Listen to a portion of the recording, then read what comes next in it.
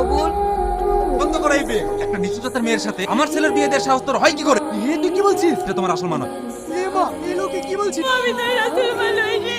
ওই জমিদারের বউ তো রাসূল মা। জমিদার, তোর বংশের প্রদীপ শেষ। মাসি ফেরেশতাদের বাবুকে সাপে কেটেছে। বাবু মাল তোলা সম্ভব না।